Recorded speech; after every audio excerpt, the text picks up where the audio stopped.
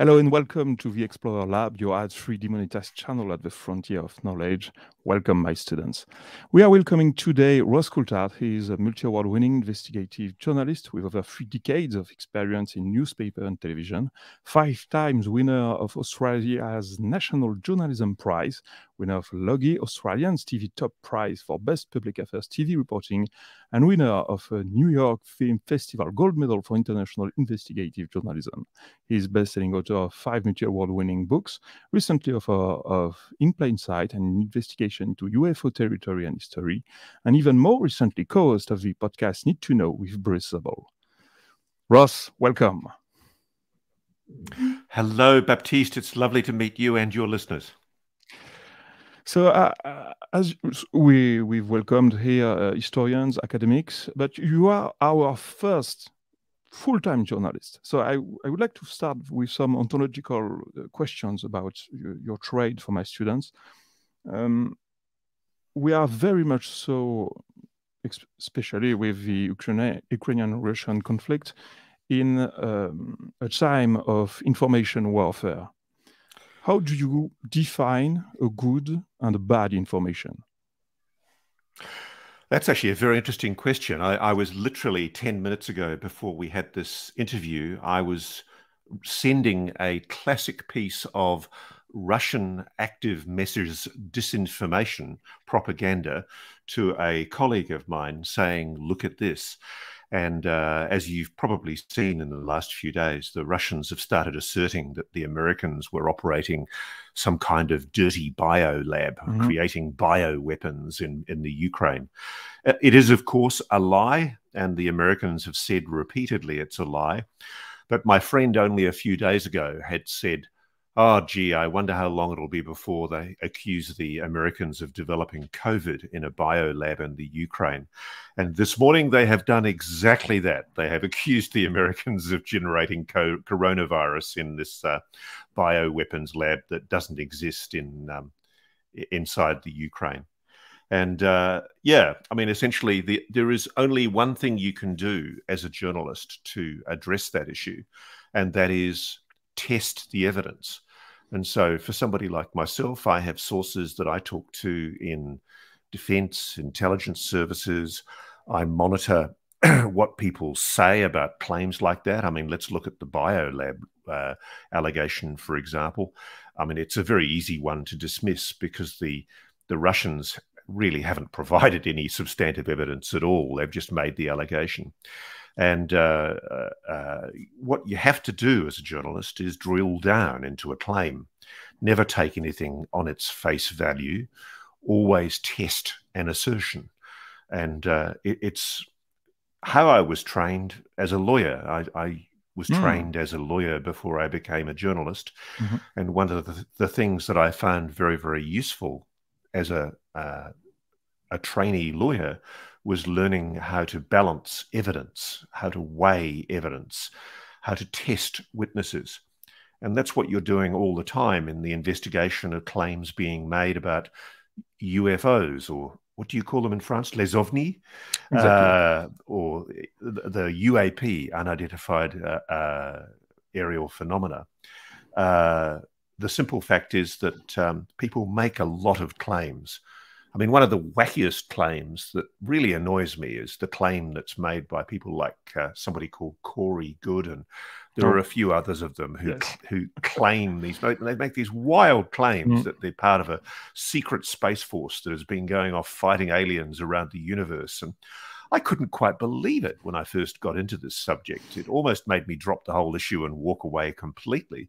That there are people who claim that the US has developed spacecraft that are faster than light, and they're collaborating with aliens in other parts of the universe. And I mean, it's, as far as I can tell, complete BS, complete nonsense. And, you know, it shouldn't be hard to dispel claims like that. But as you and I both know, I mean, one of the issues with UAPs is people get frustrated with me sometimes because they say, I am an experiencer. I have been abducted, or I have had this engagement with a UFO and I saw a sentient being that spoke to me. And they expect me implicitly to believe them. Now, I'm not inclined immediately to disbelieve them, but just because people make an assertion like that, my first instinct is to test it. And if people immediately say to me, I don't like you testing my evidence, I don't like you challenging me, that's an affront to me, then frankly, I'm quite rude to them. I say, well, go away then. I'm not interested in talking to you if you don't want to engage and discuss this issue. And I'm talking to a lot of people who purport, for example, to be experiencers or purport to have been the victim of abductions. And the ones I like best are the ones who are willing to intelligently engage and to discuss what happened to them. And it's when we can do that in a spirit of openness and candor and a free exchange of information and ideas that you can get breakthroughs. And it's in many ways, as a journalist, what I find interesting is there is as much a trust from my informants as there is for me to have a trust in them that they are telling me stuff that is true. And there is a delicate relationship between a journalist and the people who give him or her information. And it's a funny dance because you don't always get it right. You know, I've made mistakes in my career. People make mistakes. I've trusted people who, frankly, I shouldn't have trusted. But generally, after a while, I've been doing this for 3 decades, you get a sense for what constitutes authentic information. And the best you can do, really, ultimately, is go by your gut. So I'm not a journalist, but I was faced with the same problem in that field. And to be honest, I turned back. I first, my students asked me to look into it in September 2017. And at the time, there wasn't the New York Times articles. I just saw a mayhem of egos battling each other like Middle Ages, and I turned away. The only solution. Well, one thing, if I can say, I was really struck in the last 24 hours. One of the main characters who's a proponent for transparency is Luis Elizondo. And he has been the victim of the most vile allegations from people on UFO Twitter, people in the UFO world, who just because he cancelled an interview with them, they've cracked the shits with him, as we would say in Australia, and attacked him. And I think the thing that really annoys me as a journalist is that there is a sense of entitlement among many people who believe in les ovnis. They, you know, the people who implicitly accept the truth of flying saucers, UFOs, and they immediately get angry when all the evidence isn't thrown at them and put on a plate in front of them. And you know, frankly, I'm a bit sick of it, to be honest. I think what's happening at the moment is there's a very slow transition from this subject matter being dominated by unprofessional people who don't know how to test evidence and who seem to resent scrutiny of the evidence and who just have this almost quasi-religious idea that they should just be accepted, that they're truthful. And frankly, that's bad form. That's not the way that we're ever going to get a breakthrough in this area. The evidence must be treated, whatever it is, whatever the phenomenon is, there must be a scientific explanation for les ovnis. And I get frustrated even with some of the high priests of ufology who say that this is such an ephemeral subject and who often assert that it's incapable of being understood, that us petty humans don't have the brain power to even begin to comprehend the phenomenon. And they often say, some select people, oh, look, the extraterrestrial hypothesis is too simplistic. And frankly, I don't think we'll ever get to the truth of the matter. And that, to me, is another form of defeatism that is coming from people I've traditionally respected in ufology. Because frankly, the only tools that we have at our disposal are the tools of scientific method, testing hypothesis, developing a theory about something or a hypothesis about something, and then testing that hypothesis with evidence. So we shouldn't get upset when the skeptics like, say, Mick West, who's a notorious skeptic debunker, when they start quibbling about the evidence relating to, say, the gimbal UFO. You know, was there really a gimbal UFO, or was it, as Mick suggested, an artifact or essentially a misinterpretation of the operation of the rotating gimbal on the F-18 strike attack aircraft? And it's interesting because this debate has been going on now for 2-3 years since the New York Times first released these videos. In fact, longer, 4 years. And just today, I noticed before I came onto our interview that somebody has now published a definitive comment from a Raytheon engineer who's responsible for the design of the gimbal that's installed on the FLIR imaging system for the FA-18 aircraft. And he's been able to definitively dismiss Mick's evidence. Now, I've got a lot of respect for Mick West. Even though he's a skeptic and a debunker, I don't get angry when he debunks stuff. It's great. I don't see myself as an activist for the truth of UFOs. I see myself as a journalist investigating the phenomenon, which I believe indubitably is real, authentic. I'm not here as a propagandist to basically paper over the cracks in the claims that have been made by some of the diehards in UFO Twitter. What I'm here to do is use the best method that we have, which is the scientific method, to assess evidence.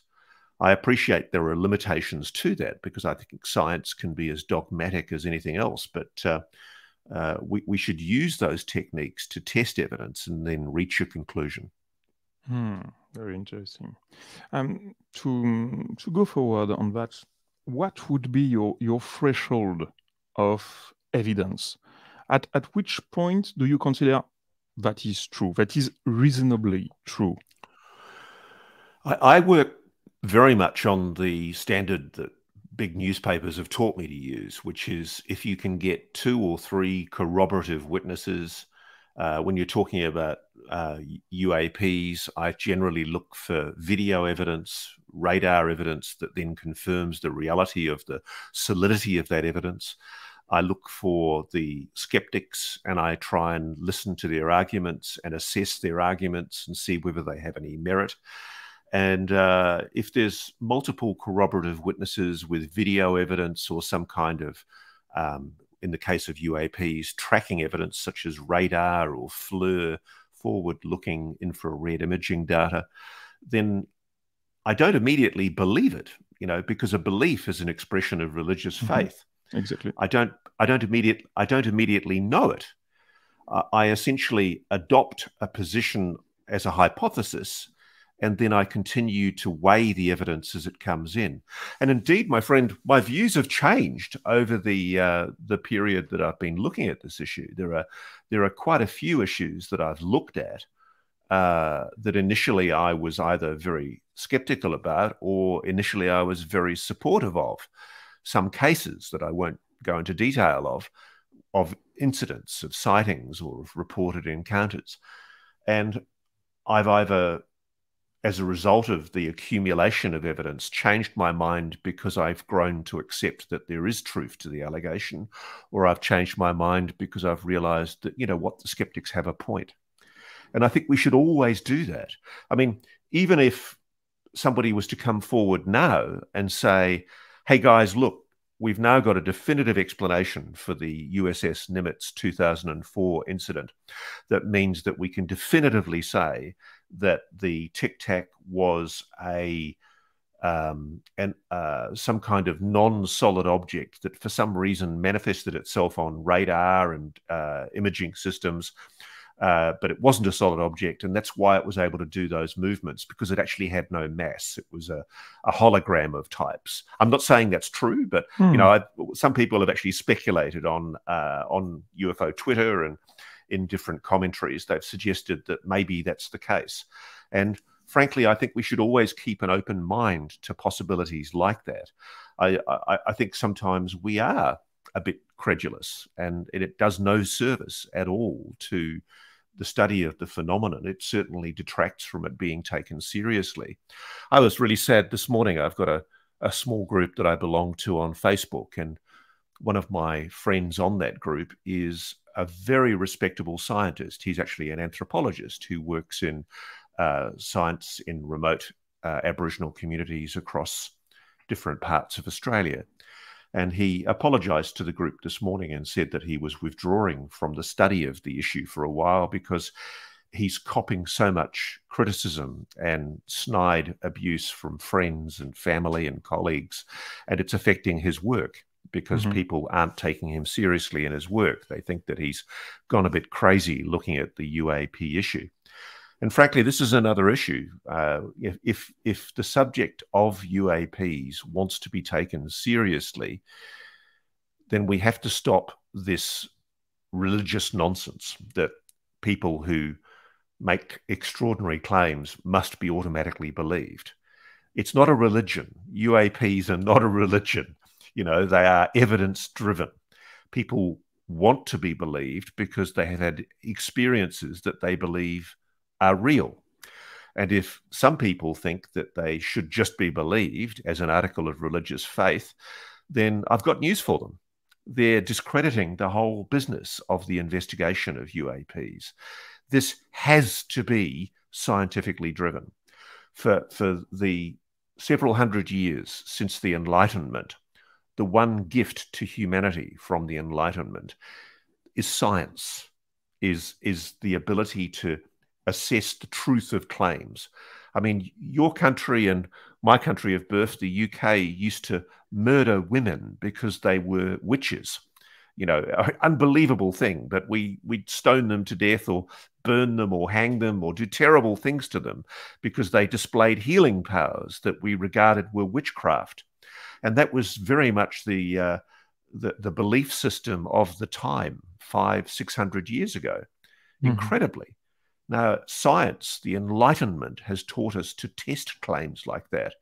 And thank God that's now the case, because I think we're going through a very interesting period in the study of UAPs. At the moment, the study of UAPs is treated with the same derision that we used to, well, we do attach to witchcraft. And I think it's really interesting because I think for establishment science, I suspect there is a dogmatism, there is a truculence in establishment science, which is refusing to accept the reality. I was listening just recently to Brian Cox, the BBC science commentator. He's the British scientist who's very, very dogmatic, I believe, in his views about les ovnis. He says that he knows that it's nonsense. He gave an interview just in the last 2 days, being completely dismissive. And there's no attempt by him as a scientist to actually engage intellectually with the evidence that's now being presented. I don't think he's given any consideration at all to the fact that a UAP task force paid for with tens of millions of dollars by the US taxpayer has reached a conclusion which is completely the opposite of what he's asserting. And I think one of the things that frustrates me as a journalist is when you're studying the phenomenon of UAPs, it's sometimes 2 steps forward, 1 step backwards. And what makes us go backwards is the dogmatic truculence of people in ufology who seem to feel that this is a religious faith and it should not be questioned, and how dare you try and test my assertions. Well, believe me, sir, we are going to test the assertions. We are going to apply good scientific method. And that's the only way that the mainstream media will ever begin to engage with this subject matter. And frankly, if hypothetically I was to adduce that I thought that UFOs, les ovnis, on available evidence, when I'd analysed it, if I came to the conclusion that there was nothing to them, I would walk away and go back to researching terrorism or wars in the Ukraine or whatever it is that we're looking at. You know, it's a subject for investigation, and that's what I do. I investigate things. I assess evidence. I look at that evidence. And happily, I've reached the conclusion that the evidence for the reality, for the authenticity of the mystery of the phenomenon of UAPs is real. And despite several years of analysis, I see nothing to discourage me from that continued knowledge, not belief, knowledge. I know that they're authentic. Now, it may change, but for the moment, I have a strong view based on evidence that there is a reality here that is worthy of further investigation. Would you define your work, specifically on In Plain Sight as a journalist work or a modern historian work? Both. I mean, I am a historian by the books that I've written behind me here. In fact, I wrote a lovely book that I'm very proud of that was based in France called The Lost Diggers. And it was a wonderful, wonderful, exciting investigation where we found several thousand World War I photographs in a farmhouse in a village called Vignecourt in Picardy in the Somme Valley. And it was a classic piece of investigative journalism because we had to find the family home of the photographer that took the photographs. And that was an effort. And then when we found the photographs, which were previously unknown for nearly 100 years, we then used the photographs as clues to find out who the men in the images were. And we had to then become experts in uniforms and military badges and medals and ribbons to figure out who the soldiers were in the images. And it was an extremely emotional and incredibly intense experience to be making contact with the families of Australians who died 100 years ago and to put them back in touch with their families. So there was a lot of history involved in that. The books that I wrote there were history books, but they were also using evidence. They were essentially derived from the basic process of investigation. I would have a photograph and my lovely wife, Kerry, would sit there and go through and realize that the soldier had a particular medal ribbon and a service ribbon, and you could use the clues in those images to basically figure out who those soldiers were, and then we could go to our national archives, and with basic investigative research, we could try and figure out whether that particular soldier was in that town at that particular time. And it was very, very exciting. We've found hundreds of people in these images, and the families had never seen these photographs. And so we were able to reunite them. So my point is that that was a combination of history and investigation. And the thing that fascinated me with UAPs, and I didn't really know this until I got into the subject, was that there is a long, long history of information with UAPs that is government records, archival records from inside government files, where if you bother and take the time to read those files, and your French government is stunning with this because they have the, I don't know what it's called these days, but it used to be called Guépin. And, it's done phenomenal work investigating the history of UAP sightings across France and in different French territories around the world. The British were the same. And as part of my research, as a basic historian analysis, I sat in the British Public Records Office, now the National Archives. I sat in the Australian National Archives, the American National Archives, and I've gone through hundreds of files that show the CIA, the Central Intelligence Agency, America's premier intelligence agency, the Defense Intelligence Agency, your military, the British military.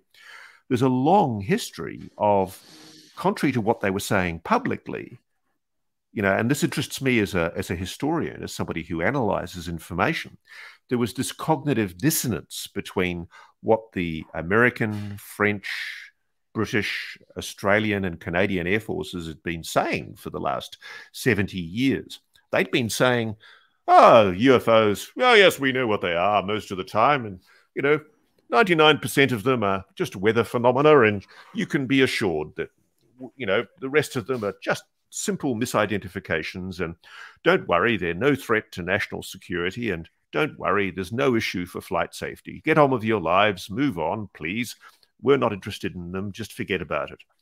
Now, the reality, Baptiste, is this is what the revelation for me. I smell bullshit as a journalist. One of the things you do is you get a nose. You French have a nose for a good wine. I'm an Australian who has a good nose for bullshit. And the thing that struck me using my historian head was that there were these historical records in all of these governments that completely contradicted this assertion. these historical records showed that even when these countries like America were claiming that they'd shut down the investigation of Les OVNI, that they in fact continued that investigation secretly.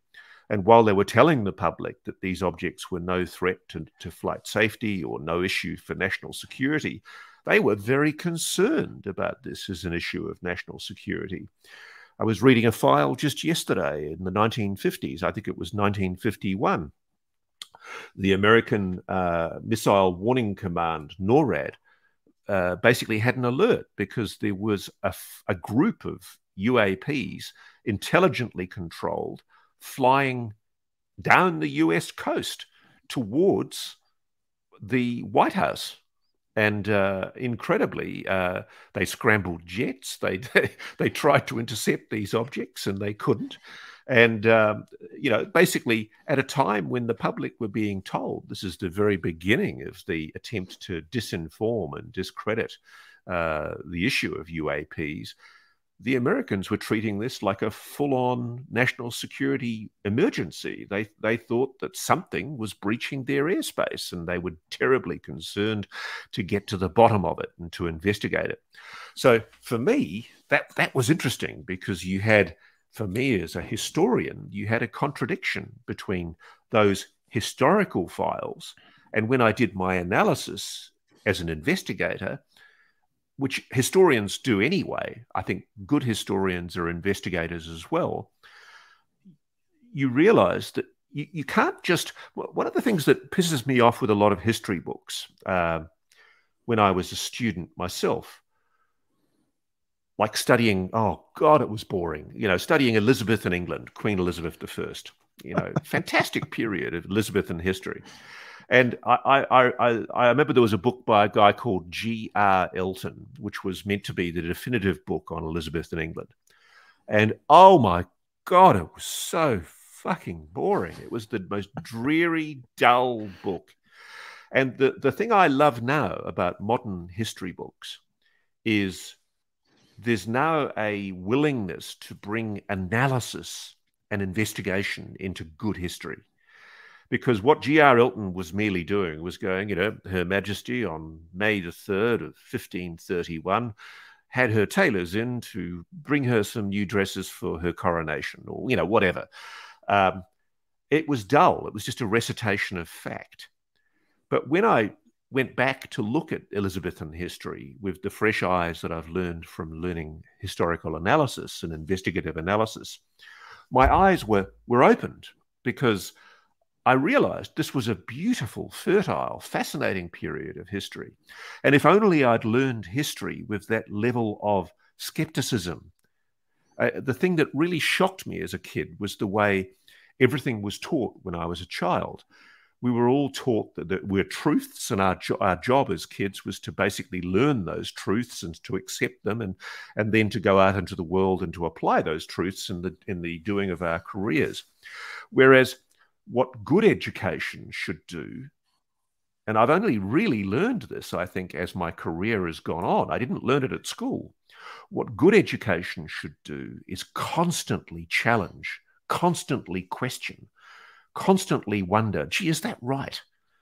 I remember as a little boy, I was going through the Vietnam War, and I remember these harrowing images as a child of the Vietnam War on my TV. And there were boys in my community who went off to fight in New Zealand, and they came back maimed and hurt. But we were all told that this was because we had to challenge the communists, the people who were going to take over Southeast Asia, if we didn't do something to stop them. And the interesting thing was, it wasn't until I was in my 20s that I began reading the CIA's own files. And there was a brilliant book called Legacy of Ashes by a guy called Tim Weiner, I think his name is. And he presented evidence to show that the Vietnamese, whilst they were avowedly communist, the North Vietnamese were essentially a liberation army. They were as capitalist as we were, and it was proven to be so eventually, with North Vietnam becoming Vietnam, and the Vietnamese are my friends. I've been to Vietnam with my family. And it was absurd, frankly, that we accepted the history of that country. And you and I were spoon-fed in school, this BS that essentially it was vital that the French and then later on the Americans, the Australians and the New Zealanders fight this ridiculous war in Southeast Asia that cost the lives of many fine young men and women. And essentially was driven by an ideological hatred of communism that failed to understand the real motivations of the people behind it. And similarly, that's why I think good history is investigation. That's the point that I'm trying to make.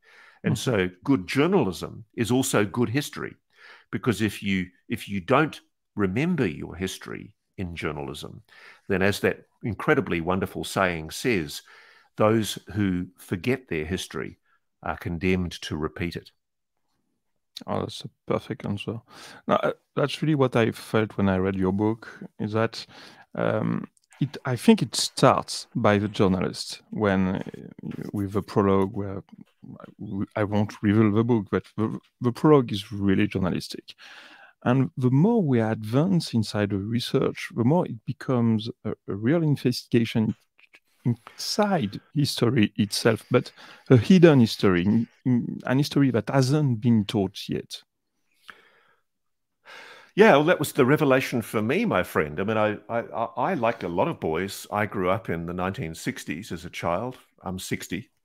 So I'm 60 this year, actually. And the thing that I grew up with was the Thunderbirds, Jerry Anderson. There was a wonderful TV series called UFO that used to scare the living daylights out of me. I just watched it. UFOs. Yes, I watched it today. A friend of mine sent it to UFOs, me today. They were fantastic shows. And Doctor Who was another one of my favorites. And the world was opened. And I grew up surrounded with my models of Apollo moon missions. I never forgave my mother because she threw them all away when I was sent away to boarding school. But I was so excited as a little boy. Anything seemed possible in the 1960s because science was making so much possible. And back then, America was much more unimpeachably the leader of the free world. You know, they had this sort of exceptionalism about them. They were doing incredible and wonderful things. And, you know, for me as a young child, the thing that you grew up with was an appreciation of science and an appreciation of the possibilities being endless. You know, I can remember people talking. I remember watching an interview with Wernher von Braun, the ex-SS father of the American space program. And, you know, it fascinated me that, you know, he was talking about the possibility that human beings could one day live on Mars and the possibilities of non-human life elsewhere in the universe. And it's interesting because there was so much that we didn't know that as I began the work that I've been doing, I didn't know the history of people like Wernher von Braun. I didn't know that the Americans in Operation Paperclip, in order to get an advantage over the Russians, they basically brought out and out Nazis, SS killers, people who'd presided over the most awful war crimes in death camps. And they brought them out in secret, allowed them to change their names in some cases. Annie Jacobsen tells this book beautifully in her book, Operation Paperclip. And you know, I think those stories behind the good of science should also be told. And I think there's going to be stories eventually when the truth, the reality of UAPs is fully explored. I think there are going to be light and dark. There will be shade and blackness that needs to be revealed. What really interested me in your book that it was the little history. What I found the most disturbing, because I work with an administration, and an administration is never an homogenic block. It's a collection of individuals. If you find the right person to talk to, you resolve your problem. And what I find lacking is that in ufology, they say it's because of the GOG, it's because of the DOE. But no, talk to the person inside, find the right person, explain it to her or to him. And the little history I found in your book, where you really take the time to draw the portrait of someone, that really interested me. Oh, that's very kind of you. I'm so pleased to hear that. I mean, I like little details. I'm fascinated with people like Roscoe Hillenkotter. He's one of my favorites, because if you believe the UAP conspiracy theories, this guy, he was an admiral in the US Navy in World War II. In fact, he was injured on the USS Missouri during the war, and he was at Pearl Harbor, and he went on to become the founding director of the American CIA. And what fascinated me when I looked at the history, I actually have a photo of Roscoe on my wall, was that when he left the CIA at a time when clearly they knew a lot more about UAPs then, even then, than they were letting on, even now. He left the CIA and immediately got involved in NICAP, which was it was a UFO transparency group. Mm-hmm. You know, the head of the CIA, it would be like George Bush Sr. walking out of the CIA and saying, I believe the cover-up of UFOs, and I think that we should investigate it. And it fascinated me that he was so marginalized as a public figure because he took that position after he left the CIA.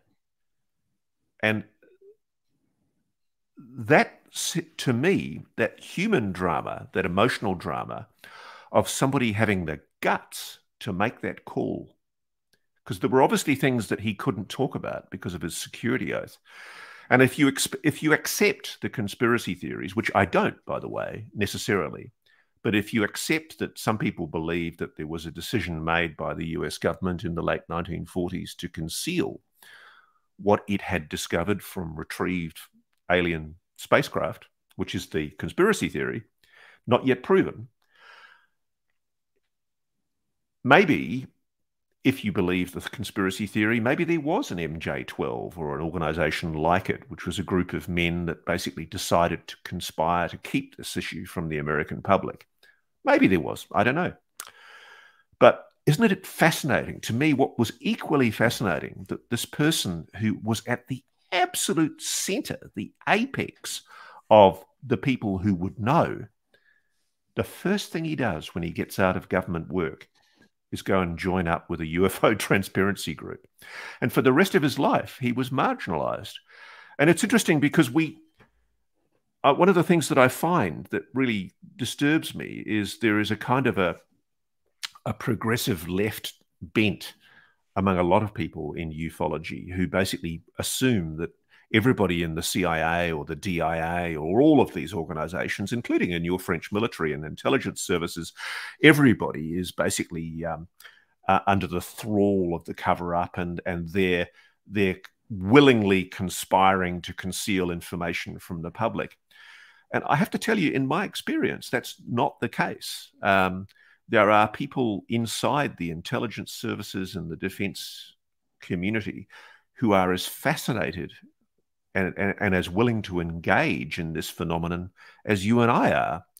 And they've privately told me they think that it's real, that it's authentic. They've privately asserted to me that they think that the US government is hiding something, that there is a group of people who are basically conspiring to conceal material on UAPs from the American public and the rest of the world.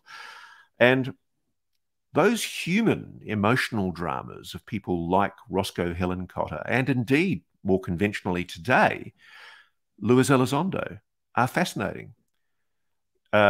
If it's true that Lou Elizondo stepped out of the national security establishment from a very reliable and secure job on a pension to basically become essentially a transparency advocate, but the one thing that he's never been able to talk about because of his security oath is what he saw, what evidence he saw that compelled him to do what he did.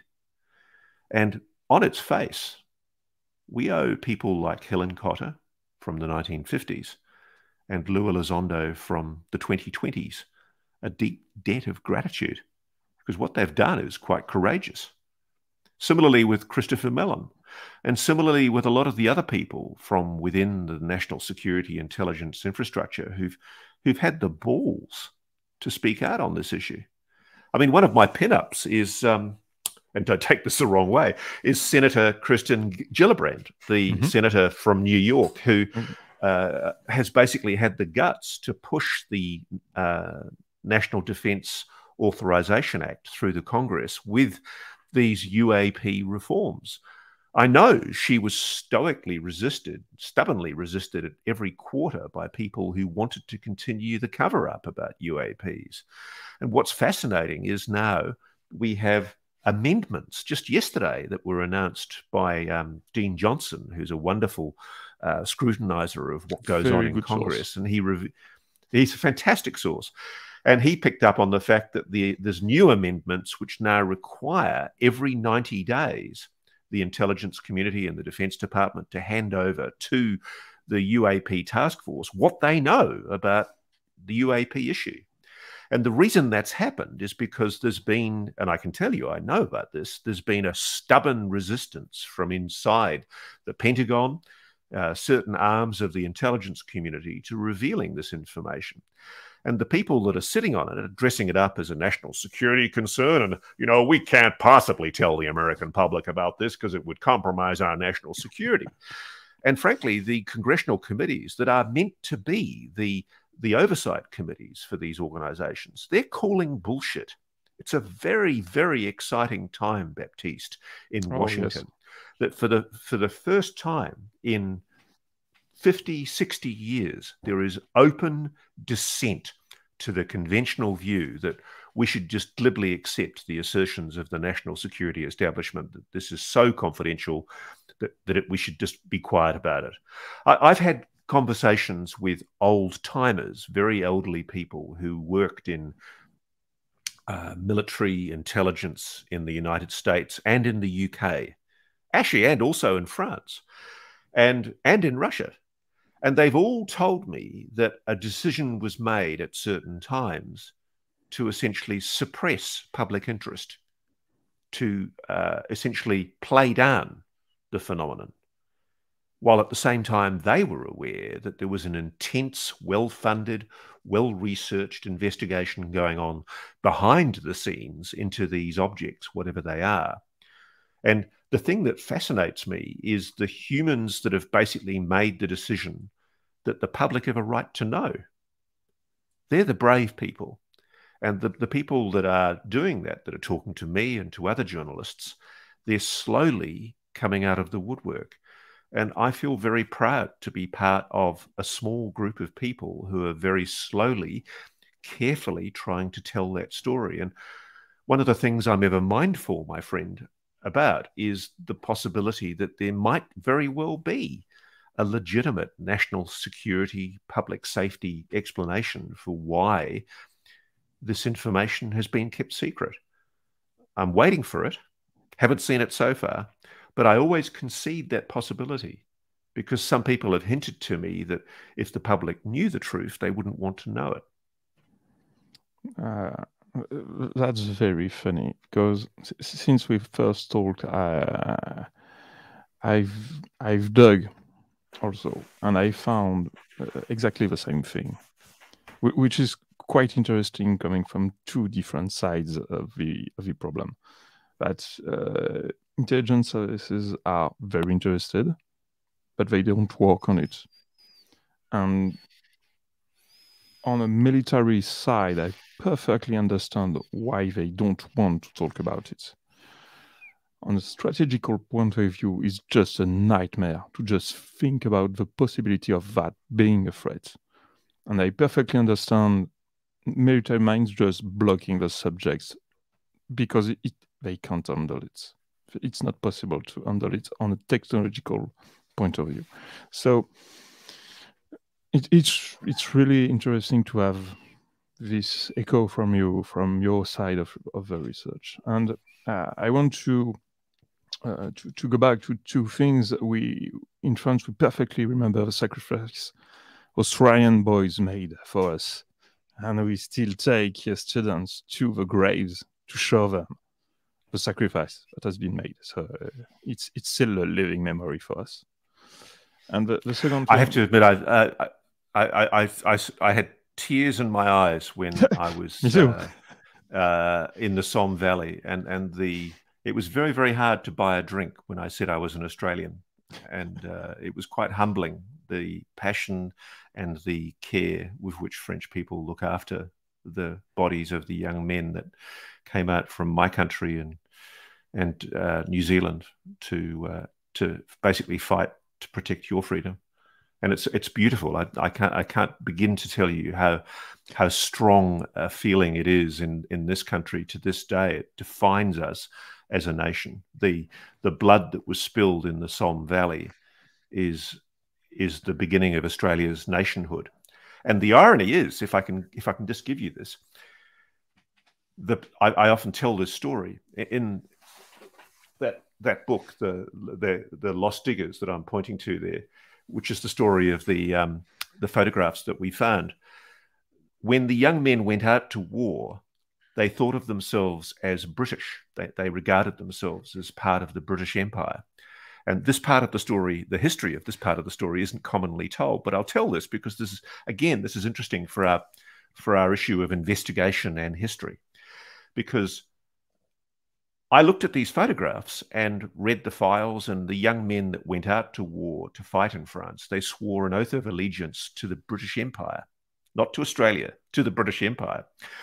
And it was funny because the thing I love about the images in this book is that the young Australian boys, by the end of the war, they knew the reality of the British Empire. They've learned to be very, very cynical of the British generals. They'd learned to realize that they were more Australian. They were different from those pathetic leaders, those officers that were sending them into stupid battles. And there's a photograph in my book of the bully beef tins. The young men used to cut bits of metal out of their meat tins, and they would shape them in a map of Australia. And so by the end of the war, these photographs show they didn't think of themselves as part of the British Empire. They thought of themselves as Australian.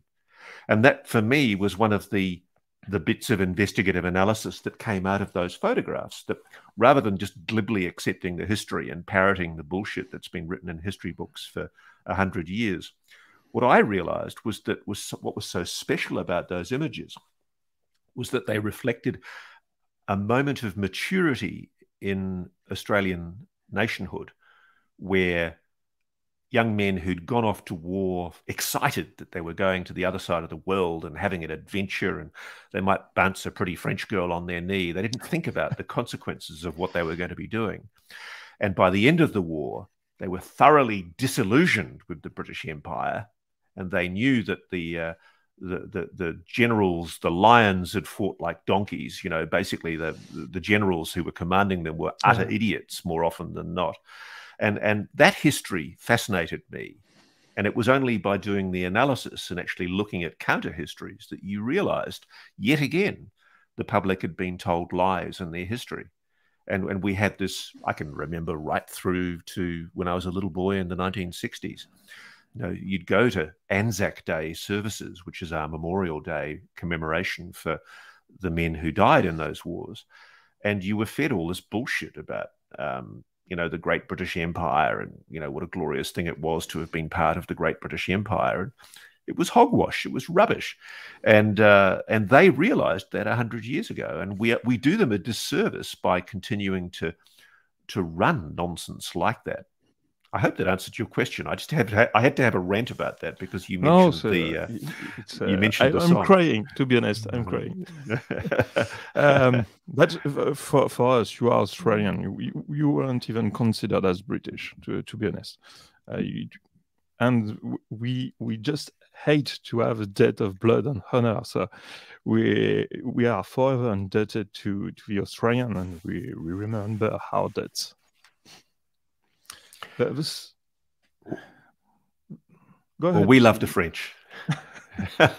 We love the French too.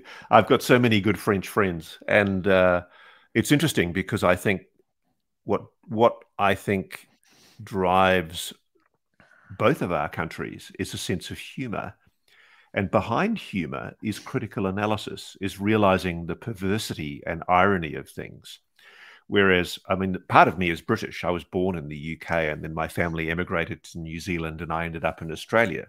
So I'm a bit of a colonial hippie, really. I've bummed around in different parts of the world, but the people that I often have the most common bond with are French people in Europe and Poles. And I think it's because both of you have experienced the reality of warfare in your homeland. And one of the things about Americans that I think they don't have is they're very happy to go off and fight wars because, frankly, they've never had the reality of war in their own country.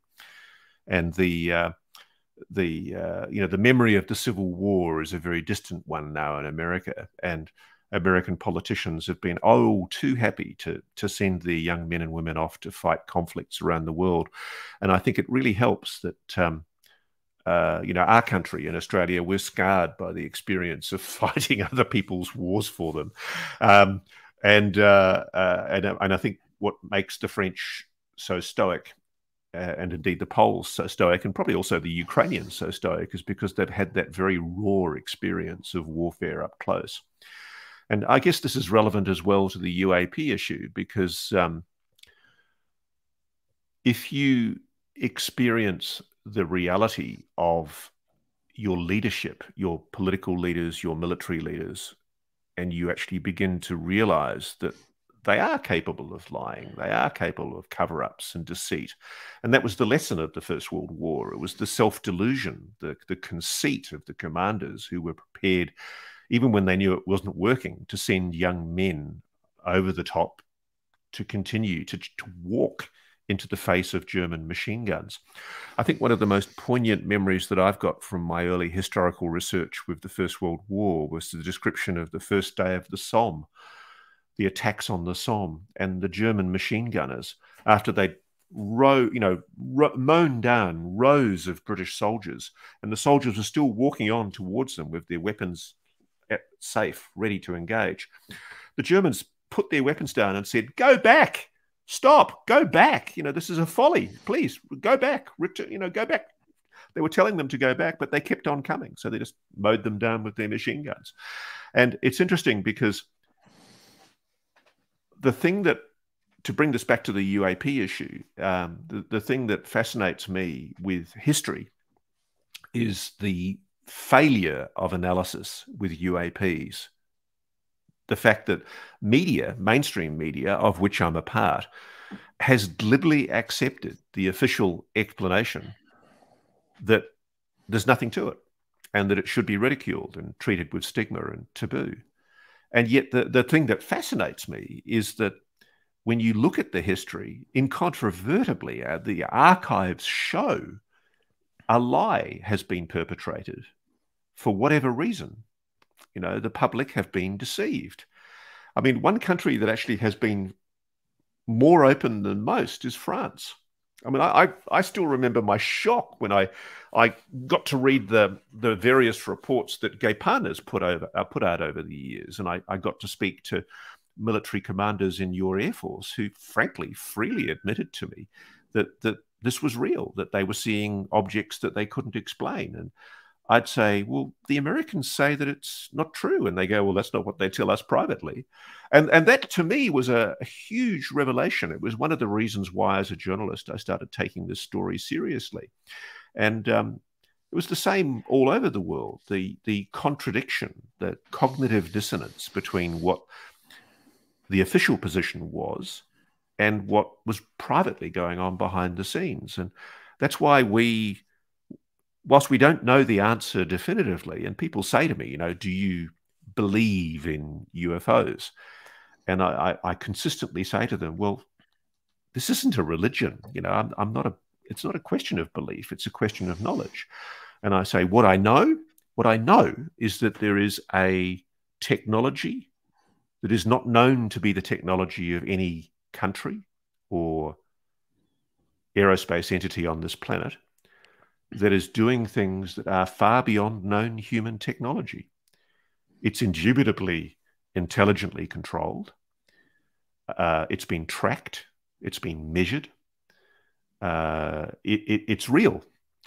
It does things that are the 5 observables, transmedium travel, hypersonic travel, stealth mode. I mean, these are things that are not known to any human science. And sure as hell, after 2 weeks of war in the Ukraine, if the Russians had UAPs, I think we'd know about it by now. They sure as hell don't have the drone technology that we were being told was possibly Russian drone technology that was buzzing certain US military warships in the last 2 or 3 years. Mm-hmm. And so there's a very interesting mystery here. And so what do we do when we're confronted by a mystery? Do we just throw our hands up in the air and go, I don't understand it, it's all too hard, let's go and look at something else? No, we investigate, we dig. And that's, to me, what I find fascinating and so wrong about the mainstream media, of which I'm a member, which has consistently ridiculed and treated with stigma and taboo this subject matter. And I still cop it from journalist friends. They still say, oh, how's the tinfoil hat, Roscoe? They tease me about the fact that I'm looking at UFOs, and they giggle. And there's this kind of ironic smile that comes across their face when they start talking to me. Oh, how's your UFO fascination, Roscoe? And I go, well, it's real. It's authentic. And I suspect some of them may think I'm a little bit crazy for doing it. But I know I'm on the right side of history because I've done my investigation. Do you think the disregard of the press towards the subject is only based on the disinformation campaign that happened? Or it's also because there is a much more pregnant fragility of the trade?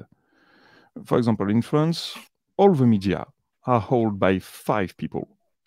We have maybe 2 or 3 independent medias, cooperative medias, but all the others are held only by 5 people.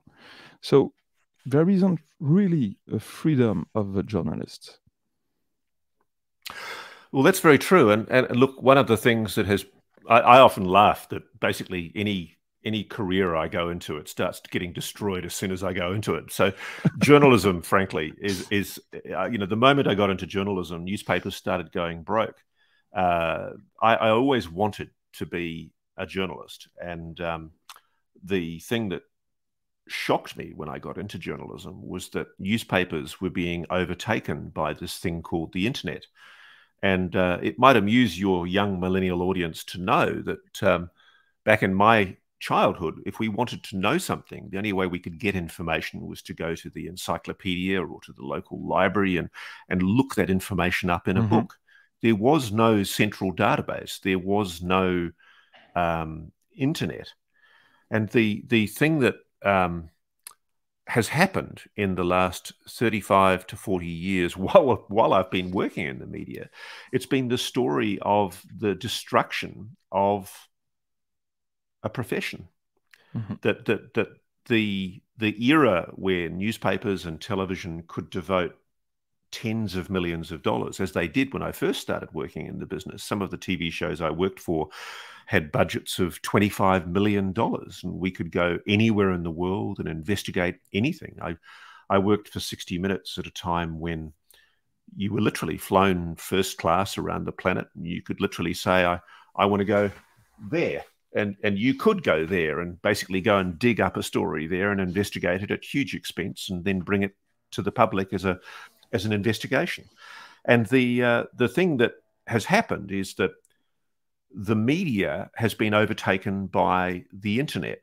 And what I'm excited about is, rather than getting glum and saying, oh yeah, the media's in decline, the reality is shows like yours, Baptiste, You know, they're the new media. They really are. And you may laugh, but you are.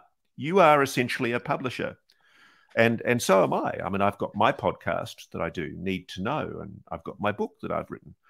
But the thing that I find most gratifying is engaging with an audience like this. I don't know how many thousand people will be listening to this, but, you know, in some of the interviews I've done, I've got now over 1.5 million listeners who've listened to me blabbing on about UAPs. One of the documentaries that I made, I put it up on YouTube. It was watched on Australian TV by about 1 million people. But when I put it up on YouTube, it's been watched now by nearly 15 million people around the world. So rather than getting upset about the fact that newspapers are dying or television networks, terrestrial television networks are going into decline and they no longer have the money that they used to, I'm excited by the fact that we're living in an era where there is so much new media, where information is literally at your fingertips. And if that is the transition that's happening, because the conventional mainstream media have been left in the gutter, gasping on the UAP issue, because they've swallowed a very deliberate disinformation line that was fed to them primarily by the US Air Force and the CIA. And I know this sounds like a conspiracy theory, but there really are. There are files. There are archival files that show that around about the time of the Robertson Report in the 1950s, right through to the Condon Report, which basically said, oh, this is all rubbish, there was a very clear policy of disinformation, of ridicule and taboo to shut this issue down. And I've spoken to people inside the defense and intelligence community who freely admit that this was a deliberate policy because they didn't want the public asking too many questions about what they were doing. There really were secret operations. One of them was called Operation Moondust, where teams of elite US military went around the world investigating UFOs. There was a real X-Files. They literally went around investigating UFO crashes and retrievals, and they recovered technology, which I believe is being held by the United States. This is not fiction. It's a reality. And the irony is, a lot of this is recorded in documents. There are documents that record Operation Moondust retrieving discs, sources, lenticular-shaped craft with windows from remote parts of the world, and then taking them back to what was then called the Foreign Technology Division at Wright-Patterson Air Force Base. I think that the bigger issue here is the lack of inquisitiveness, the lack of skepticism in the mainstream media, which has, frankly, allowed itself to be snowed, to have the wool pulled over its eyes. For the last question, we already reached the hour. It was so pleasant to have you here. Let me play the devil advocate, and I agree that we have a distinct opportunity to create our own content and media and have a free platform where we can spread it. But what worries me is the level of noise. As you noticed earlier with the drama around Lou Elizondo right now, by having such a great number of independent, noisy platforms, don't you bury the interesting information? I agree with you. And I'm currently involved in negotiations between you and me and your listeners with an American group that is looking to create a quality media organization that investigates UAPs. There is an active effort right now to address what you say, because I do agree. I mean, I think one of the problems with ufology, if there is such a thing really, I mean, there's a community of people who have an interest in UAPs. And as far as I can see, it's like a sewer. It's a viper's nest full of people shafting each other and being horrible to each other and undermining each other. And there's a lot of alpha male egos It's horrible. And Leslie Kane, actually, I think highly respected author who's done some fantastic research into the phenomenon. When I first introduced myself to her about 4 or 5 years ago, she gave me one tip. She said, stay away from UFO Twitter. And she said, it's mad. And it is. It's mad. And it really is. I think what's happening now, there are so many people with so many platforms, and they're all competing to try and tell the same stories. And so few of them have got skill set to actually investigate stuff. And so a lot of what they broadcast, sadly, is unscientific, and it lacks rigorous analysis, and it's probably a bit way too credulous. And it's actually doing a disservice to the image of UAPs as a subject for legitimate investigation. And so I think what's going on at the moment is we're going through a paradigm shift. I think there is a change occurring where something that was once marginalized and treated as being not worthy of investigation is very slowly beginning to be recognized as something that ought properly to be engaged with. And that's certainly what Bryce Zabler and I are trying to do with our Need to Know podcast. Bryce is an investigative journalist by training as well.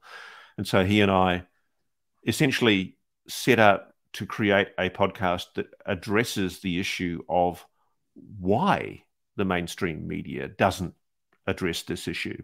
And in order to sort of make the mainstream media that we hope are listening, listen, we look at the issues that we think warrant taking the subject seriously.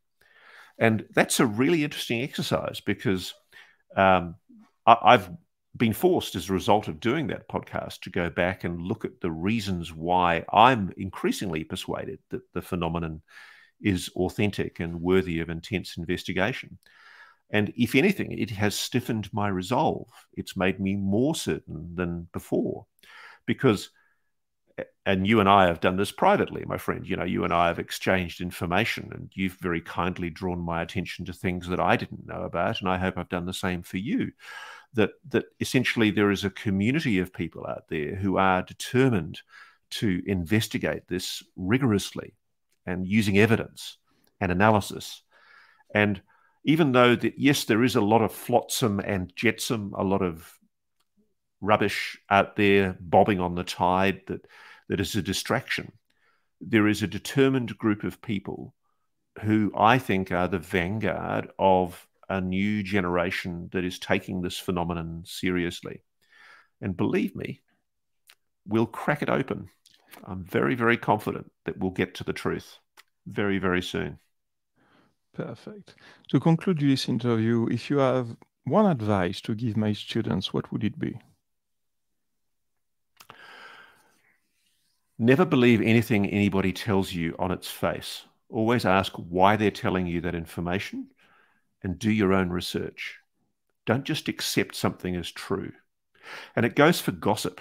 One of the most horrible things at school that I can remember as a child was the nasty things that people said about each other.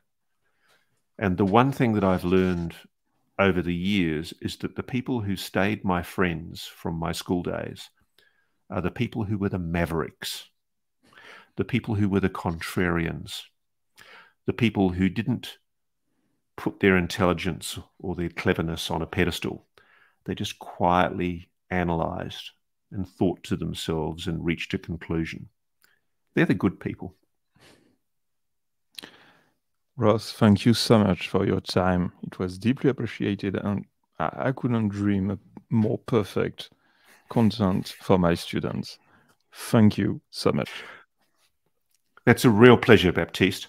Hey, listen, are you going to translate all of that into French for your audience, or is it just going to go out in English? Both. There will be just the English and the dubbing in French.